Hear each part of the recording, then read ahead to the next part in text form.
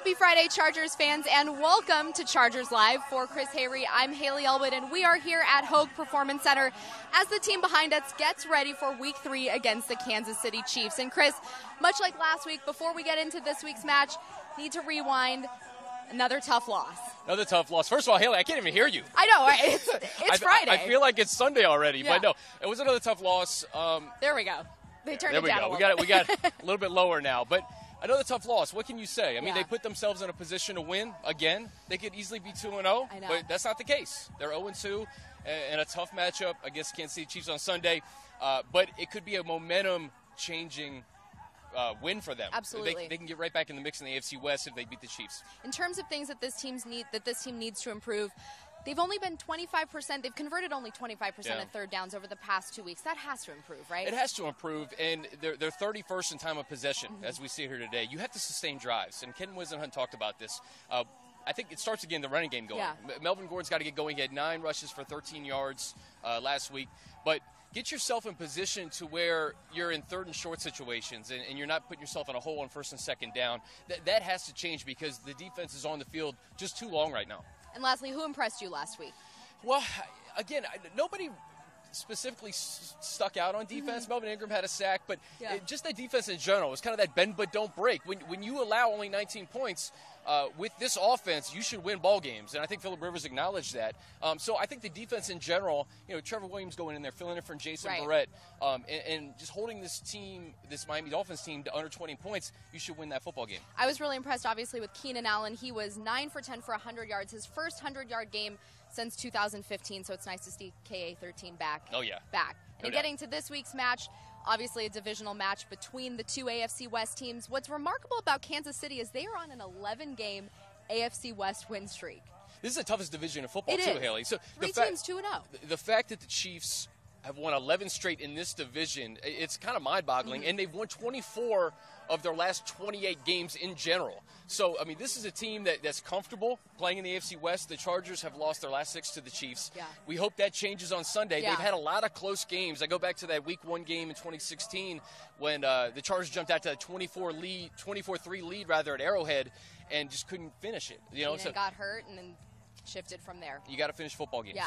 One of the stats I just actually saw before we got out here was the Chiefs have scored 35 points through the last 2 weeks in the fourth quarter alone. And we know how this team needs to close out games. It's imperative to get that done. Yeah, and the Chiefs have also averaged 34.5 points per game through the first 2 weeks. In fact, their offense is humming. They have 3 touchdowns of 50 yards or more with Tyreek Hill and Kareem Hunt. Nobody else in the league has 2. So it's just imperative to stop and try to bottle up this offense, and it's kind of like a 3-headed monster. You talk about this rookie Kareem Hunt, Tyreek Hill, who can get off at a moment's notice, and then Travis Kelce, who's essentially a wide receiver playing tight end. He's so athletic. Now, the Chargers have never started 0-3 in the Phillip Rivers era. Yeah. Don't want to do that this week. No, that's pretty amazing. 2003, you got to go back. Marty Schottenheimer was the head coach. Drew Brees was under center. Phillip Rivers has never started 0-3 as an NFL quarterback. So we hope that they get that win on Sunday. And like I said, it could be a momentum-changing win. Absolutely. You're right back in the mix in the AFC West if you beat this team. Right. You just need to get that one. And that's something that Phillip Rivers has talked about all week. Just get that one, and if you can get that first win, you can get on a bit of a roll. Yeah. Now let's talk about, got a little wind issue, but let's talk about one of my favorite matchups, Keenan Allen and Marcus Peters. These two go at it. Yeah. And well, the first half, it wasn't even the entire first half because Keenan Allen unfortunately got hurt in Week 1 last year, but he had 6 catches for 63 yards. He was doing work against Marcus Peters. He absolutely was. Marcus Peters doesn't travel, so he's going to stay on one side of the field. We'll probably see Keenan Allen and Marcus Peters matched up, but you'll probably see Tyrell Williams as well. But it's a matchup I'm certainly looking forward to. Marcus Peters, one of the best corners in the league, but Keenan Allen had his number last year rather. He kind of does. Yeah. This is, I know, I think one of his even favorite matchups. Let's talk a little bit about Travis Kelce. Yesterday, defensive coordinator Gus Bradley said he is a tight end, but he gets in space like a wide receiver. So how do you defend a guy like that? Well, Haley, it's not just Travis Kelce. I talked to Kevin Harlan on our Chargers Weekly podcast, and that just posted, so I'm going to plug that really quick. Kevin Harlan, James Coe giving fantasy advice, Adam Teicher from ESPN.com is a Chiefs reporter, kind of gave a game preview. But the Chiefs, Haley, they have like positionless players. Like they're lining up Tyreek Hill in the backfield, Albert Wilson in the backfield, Travis Kelce's catching shovel passes, a lot of misdirection. The play designs from Andy Reid, you got to give them a lot of credit, and it's just something that the Chargers have to be cognizant of. I mean, Travis Kelce lines up everywhere. He's essentially a wide receiver, and you have to account for him. And then guys like Chris Conley and Albert Wilson, who I mentioned, these guys know what they're doing too, and they can play in a variety of different places on the offense. A lot of hybrid guys. A lot of hybrid guys, and that's kind of where the NFL is going in a way. I mean, the fact that you can put Tyreek Hill in the backfield, make him a running back, you have to account for his speed at all times. And then Kareem Hunt. Going into Thursday, obviously Carlos Hyde and Todd Gurley have the league leads in rushing right now, but 4 of 10 running backs are rookies in the top 10 in rushing. Kareem Hunt led all of them entering Thursday, and he has 5 total touchdowns entering this matchup. He's a guy you have to account for as well.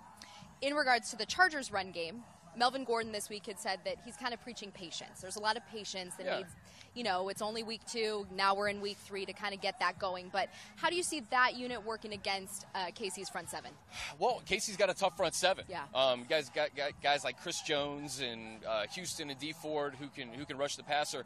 But I think just running the football, I mean, you have to get more out of Melvin Gordon in the running game. We're seeing some of these kind of extended runs with him in the passing game. Short passes. 7 catches for 65 yards, so that's great. But it comes down to that time of possession and what Ken Wisenhunt was preaching on third down. First and second down, you got to run the football. You got to get it to 2nd and 3 or 3rd and 2, 3rd and 1, so the offense can stay on the field longer and keep the defense off the field. So, yeah, obviously it's week 2, Hayley. Yeah. September is almost like a pseudo preseason anyway. These guys are trying to figure each other out, but you want to see the running game get going. Now, the Chargers, obviously, as we said, do not want to go 0-3. No. I asked you last week if last week was a must-win game. A lot of football left, obviously, but would you categorize this game as must-win? It's as close as it can get in September to a must-win. So I agree. Picture this. You're 0-2. You beat the Chiefs.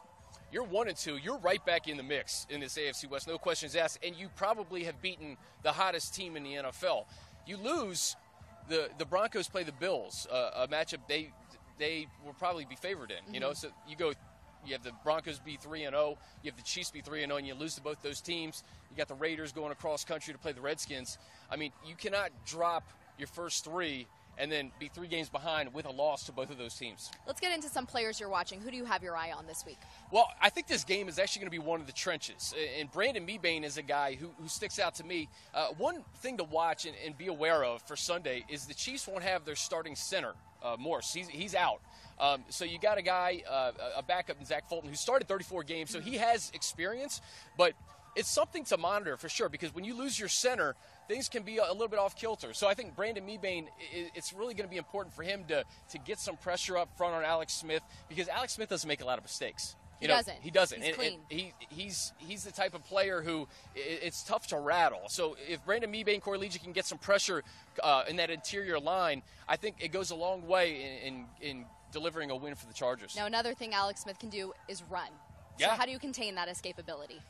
Well, I mean, it's just guys have to keep their head on a swivel, because it's not just that dimension that Alex Smith brings, Hayley. We talked about Tyreek Hill and some of the misdirection and stuff. So Melvin Ingram and Joey Bosa have to be very disciplined, and be accounted or account for Alex Smith rather.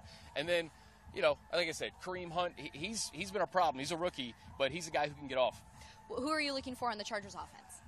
Matt Slauson. Okay. Listen, Chris Jones was the AFC Defensive Player of the Week last week. He had 3 sacks, he had an interception, he had 2 forced fumbles, and he only played 44% of the snaps. Okay, so he had a day against the Eagles' left guard. Matt Slauson, a veteran in this league, it's going to be important for him to keep Phillip Rivers upright. When Chris Jones is in there, the Chiefs can get at you in a number of different ways with D Ford and Justin Houston. But Chris Jones coming up front, like I said, I think this game's going to be one of the trenches. And I think Spencer Pulley, obviously, Matt Slauson, they're going to have a big say on that left side of the offensive line. And Pulley was on the injury report, but he returned to full participation yesterday, and head coach Anthony Lynn said he expects him to fully expects him to play, I should say, on Sunday. What about a guy like Hunter Henry? Last week he was 7 for 7 for 80 yards, got him involved. He made an impact. Yeah, after getting shut out in week 1, it was great to see what Hunter Henry could do. And I just think without Eric Berry, Hunter Henry is certainly a guy to watch on Sunday, because again, he can get off. We have so many talented players on this offense. Hunter Henry's right at the top. All right, well, there you go, Chargers fans. That will do it for Chargers Live. Thank you so much for joining us, and we will see you on Sunday.